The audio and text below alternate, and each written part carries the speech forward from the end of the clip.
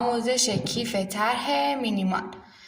ما برای بافت این کیف نیاز داریم به چند نوع سایز مهره. البته شما با 2 نوع سایز مهره هم میتونید تمام کیف رو بافت بزنید. مهره سایز 8، مهره سایز 6، مهره سایز 10 و مهره سایز 12. اینجا تفاوت سایزها رو هم ببینید. 6، 8، 10 و 12. و نیاز داریم به 2 تا حلقه بازشونده. حلقه‌ها به این شکل هستن که کامل کارمون بافته شد میذاریم داخل بافت. حلقه کامل باز میشه و نیازی نیست توی بافت گذاشته بشه. 2 تا مدبر که وصل میشه به حلقه بازشونده برای اتصال دسته کیف. خب بریم که با هم آموزش رو ببینیم. اینجا یه سمت کیف رو بافت زدم.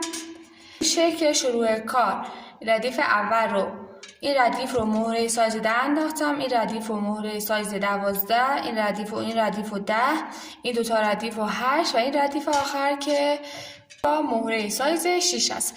بهتره برای بافت این کار مهره سایز 6 روی کار به کار رفته، بهتره که از نخ سایز 6 استفاده کنید چون با نخ سایز 7 یکم سخت کار کردن و 3 تا نخ رو بخوای از مهره سایز 6 رد بدی، نخ سوم دیگه به سختی رد میشه و میتونید از نخ سایز 6 برای بافت این کار استفاده کنید که من تو این ویدیو از نخ سایز 7 استفاده میکنم چون نخ سایز 6 رو ندارم. 1 2 3 4 5 6 تا ردیفه. اینجا 6 تا ردیفه. شما میتونید همه ردیف ها رو با مهره سایز 12 و سایز 6 بافت بزنید یا اینکه مثل من اینجا رو مهره 12، اینجا رو 10، اینجا رو 8 و اینم 6 بافت بزنید. حتی میتونید این خونه 6 تای آخر رو 2 ردیف بافت بزنید. بستگی به خودتون داره که تعداد ردیف ها رو و سایز مهره ها رو تغییر بدید. و این یه سمت کیفه که من بافت زدم. میریم اون سمت دیگرش رو بافت بزنیم. برای شروع کار حدود 1 تا 2 متر نخ جدا میکنیم. 1 متر نخ جدا کردم. 2 تا مهره ریز میندازم سر یکی از نخها. مهره سایز 6. 2 تا مهره سایز 6 میندازم سر یکی از نخها. یه مهره سایز 12 میندازم، یه مهره سایز 6 میندازم، یه مهره سایز 10 میندازم و یه مهره سایز 6 میندازم و در آخر با یه مهره سایز 12 اشتراک گیری میکنم. اون سمت نخ رو میارم. ببینید ترتیب انداختن و 2 تا مهره سایز 6، یه سایز 12، یه 6، یه 10، یه 6 و یه 12. الان اون سر نخ رو از مهره سایز 12 رد میکنم. مهره سایز 12 رو دستم نگه میدارم. اون سر نخ رو ازش عبور میدم. اینجا میام 2 سر نخ رو همسر میکنم و تا انتها میکشم. بافت ما به این شکل انجام شد. اینجایی که 2 تا مهره سایز 6 هست باید تو سمت بالا قرار بگیره. اینجا میشه پایین کار. خب میام به نخی که 2 تا مهره سایز 6 داخل اونه. به این نخ میام 2 تا مهره سایز 6 میندازم. 1 و 2. ببینید به این نخی که 2 تا مهره سایز 6 قبلش بافت زدم دوباره اومدم به همین نخ 2 تا مهره سایز 6 انداختم. اینجا میام نخ سمت پایین رو از این مهره سایز 6 رد میکنم.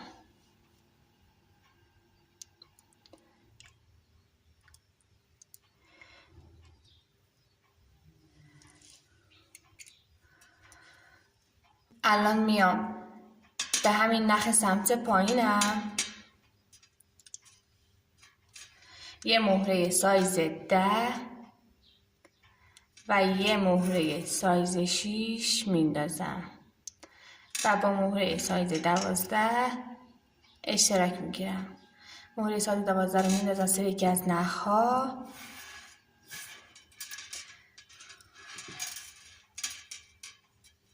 اون سر نخ رو از مهره عبور میدم، نخ رو همسر میکنم و تا انتها کار رو میکشم.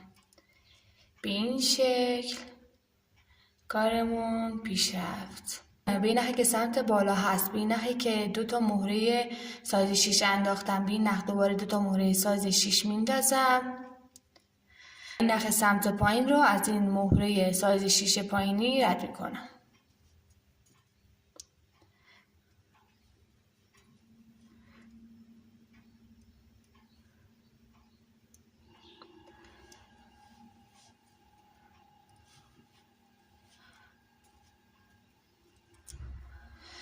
خب این نخ رو از این مهره سایز 6 پایین رد کردم. الان به این نخی که سمت بالا هست 2 تا مهره سایز 6 میندازم.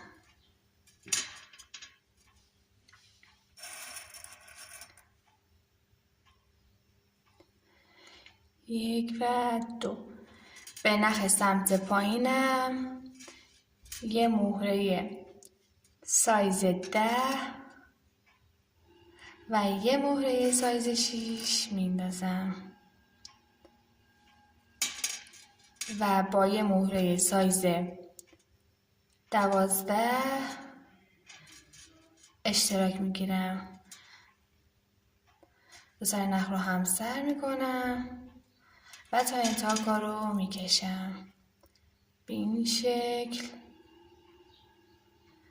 خب میام دوباره نخ سمت پایین رو از این مهره سایز 6 رد میکنم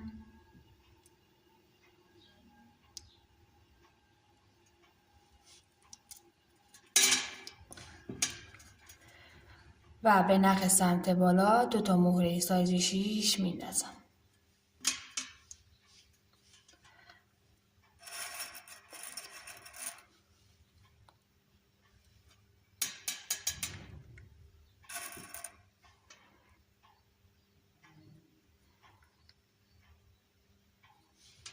به نخ سمت پایین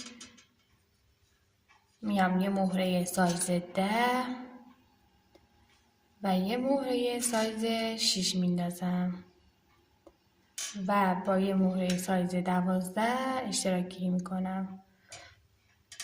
مهره سایز 12 رو میندازم سر یکی از نخها، فرق نمیکنه. به سر نخ رو عبور میدم و میکشم. اینجا دیگه نیاز نیست نخ رو همسر کنم، نخ فیکس شده و تا اینجا بافتم به این شکل پیش رفته. دوباره میام به این نخی که سمت بالا هست 2 تا مهره سایز 6 میندازم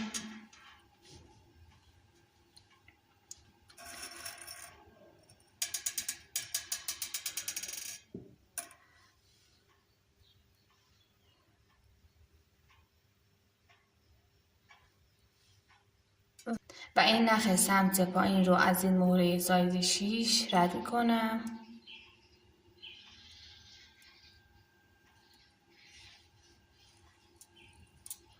و به نخ سمت پایینم یه مهره سایز 10 و یه مهره سایز 6 میندازم و یه مهره سایز 12 هم اشتراک گیری میکنم. تا پایان ردیفمون با همین مهره سایز درشت اشتراک گیری رو انجام میدیم. به این شکل. الان نخ سمت پایین رو از این مهره سایز 6 رد میکنم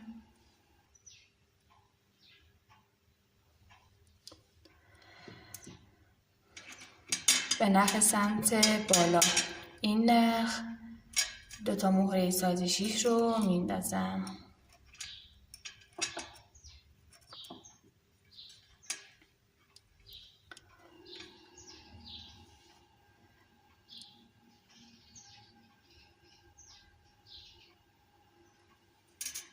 به نخ سمت پایینم یه مهره سایز 10 و یه مهره سایز 6 میندازم، مهره سایز 12 رو میندازم و اشتراک میگیرم.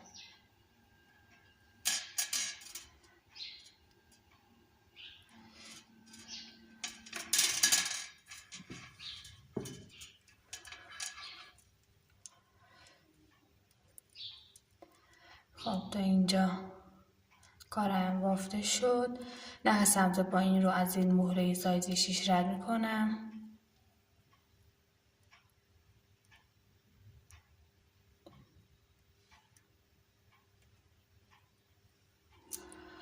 به نخ سمت بالا 2 تا مهره سایز 6 میندازم.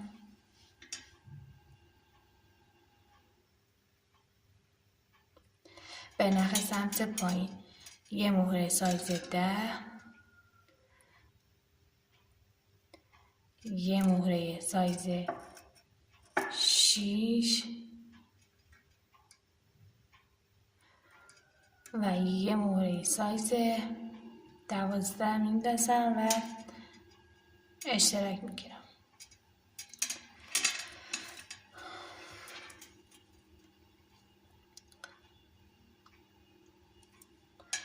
خب میام نخ سمت پایین رو از مهره سایز 6 پایین رد میکنم، از این مهره، و به نخ سمت بالا 2 تا مهره سایز 6 میندازم، 1 و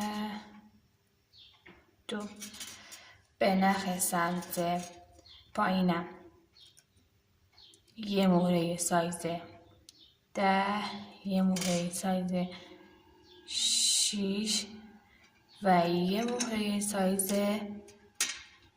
12. اون سر نخ رو از مهره سایز 12 عبور میدم، حالت ضرب در و خلاف جهت، و میکشم. محکم کار رو بکشید، فاصله بین بافت نباشه. 14 تا خونه باد بافت بزنیم. اینجا 1 2 3 4 5 6 7 8 تا الان بافت زدیم. نخ سمت پایین رو از مهره ریز سایز 6 مون رد میکنیم.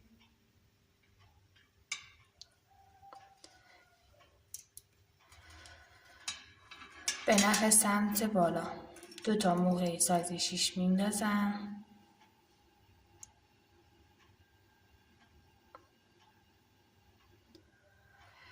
و به نخ سمت پایینم یه مهره سایز 10 و یه مهره سایز 6 میندازم و با یه مهره سایز 12 کار رو اشتراک میگیرم. مهره سایز 12 رو میندازم، اون سر نخ رو ازش عبور میدم.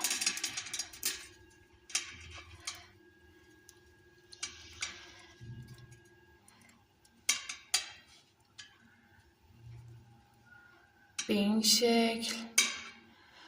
خب میام نخ سمت پایین رو از مهره سایز 6 کنارش عبور میدم و به نخ سمت بالا 2 تا مهره سایز 6 میندازم.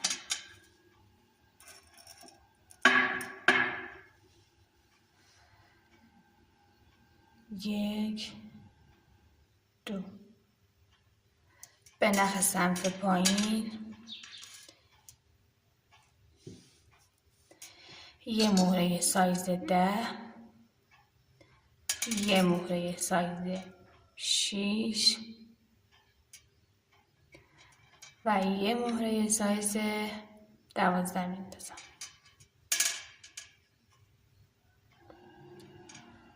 و اشتراک میگیرم. دوباره میام نخ سمت پایین رو از مهره سایز 6 کنارش رد میکنم، به نخ سمت بالا 2 تا مهره ریز میندازم، 2 تا مهره سایز 6 و به نخ سمت پایینم یه مهره سایز 10، یه سایز 6 و با یه مهره سایز 12 اشتراک میگیرم.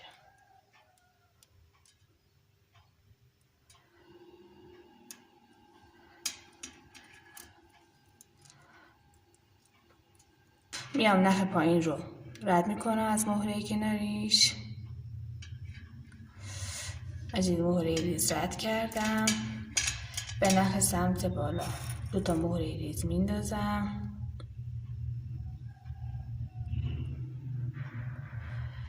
و به نخ سمت پایینم یه مهره سایز 10 و یه مهره سایز 6. همین روند رو تا خونه 14 ادامه میدیم. یه مهره سایز 12 هم اشتراک میگیرم.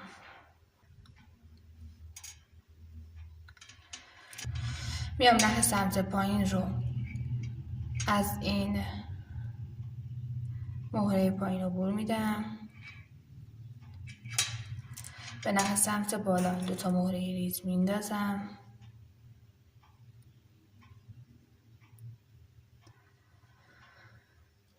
به نخ سمت پایین یه مهره سایز 10 و یه مهره ریز میندازم و با یه مهره 12 مشترک میکنم.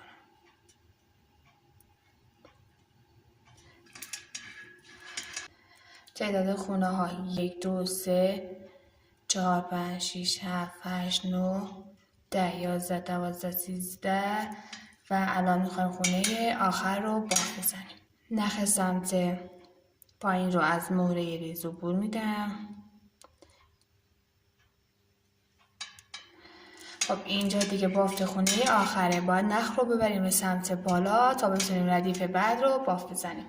و همین نخ سمت پایین میام یه مهره سایز 10 میندازم، یه مهره سایز 6 میندازم، یه مهره سایز 12 میندازم، همه رو دارم میندازم به نخ سمت پایین و 2 تا مهره ریز میندازم و اینجا میام 2 تا مهره ریز رو تو دستم نگه میدارم و اون سر نخ رو از این 2 تا مهره ریز عبور میدم و کار رو میکشم. الان اینجا نخ اومده سمت بالا. الان میخوام ردیف بالا رو باف بزنم. دیگه کاری به مهره سایز 12 نداره، فقط یه ردیف رو سایز 12 استفاده کردیم. الان دیگه با مهره سایز 10 کار رو اشتراک میگیریم. 2 تا ردیف بعد رو مهره سایز 10 به کار میبریم، 2 تا ردیف بعد اون رو مهره سایز 8. اینجا میام نخ یه مهره سایز 10 میندازم، مهره سایز 10 رو میندازم و 2 تا مهره ریز میندازم و یه مهره سایز 10. خب الان به این نخم مهره سایز 10 2 تا سایز 6 و یه سایز 10. خب میام اینجا اون یکی سر نخ رو مهره سایز 10 عبور میدم و کار رو میکشم. اینجا این خونه بافته شد. خب برای ادامه کار این نخی که سمت پایین هست رو از این 2 تا مهره سایز 6 عبور میدم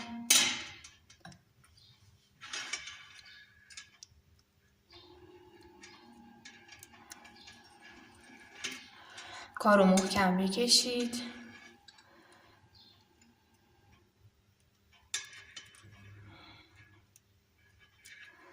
و اینم مهره دوم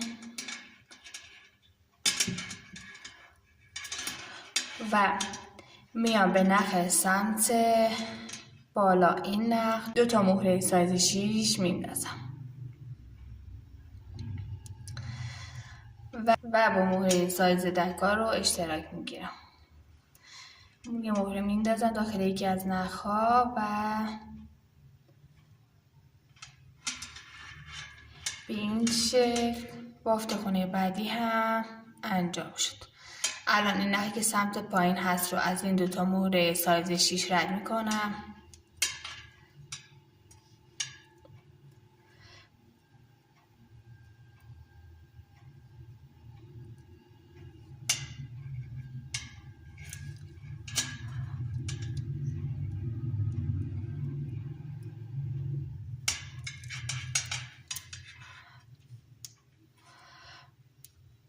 و به این نخ سمت بالا دوتا مهره سایز 6 میندازم.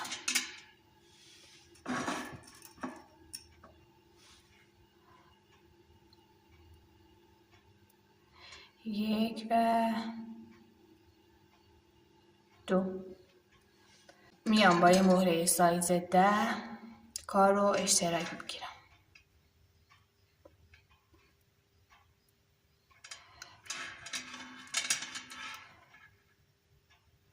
نخی که سمت پایین هست رو از این دوتا مهره سایز 6 عبور میدم تا آخر کار رو به همین شکل پیش میبریم.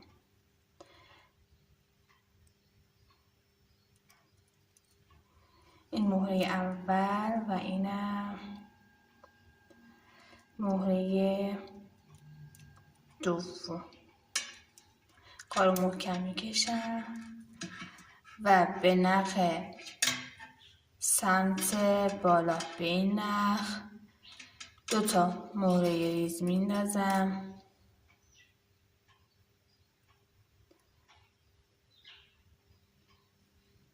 و با یه مهره سایز 10 کار رو اشتراک میگیرم.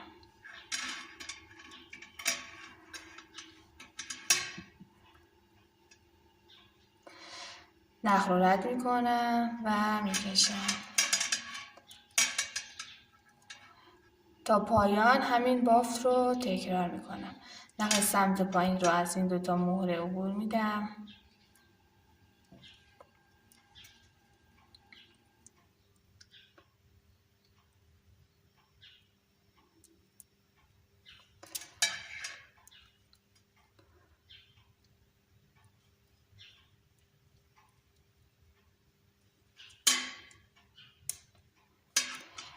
به این نخ سمت بالا دوتا مهره ریز میندازم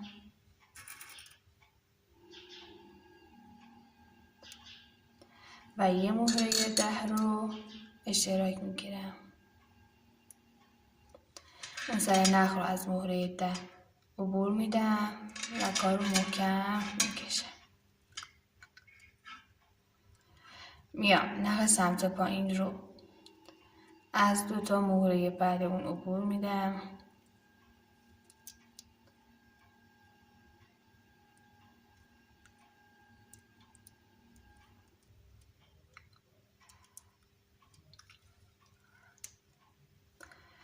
و به نخ سمت بالا دوتا مهره ریز میندازم و با سایز 10 کار رو اشتراک میگیرم.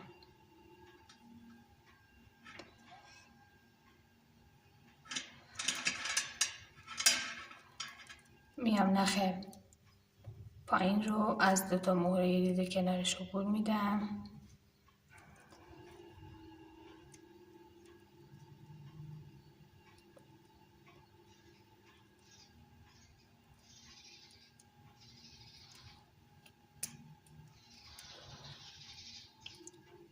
و نخ سمت بالا رو دوتا مهره ریز میندازم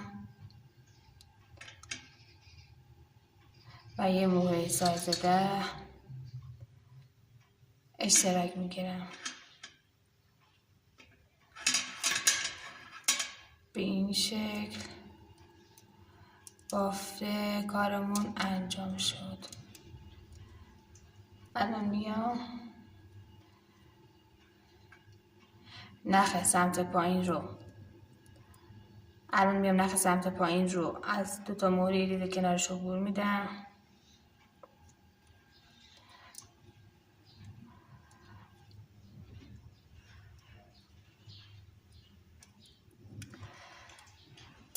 و به نخ سمت بالا 2 تا مهره ریز میندازم و یکی مهره سایز 10 اشتراک میگیرم. اینجا نخمون کوتاه شده و باید بافت گرهی بزنم.